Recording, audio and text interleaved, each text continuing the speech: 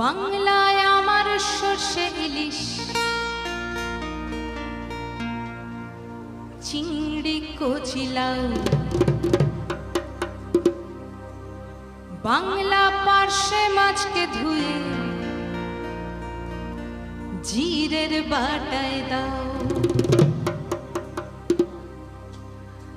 বাংলায় আমার সর্ষে ইলিশ,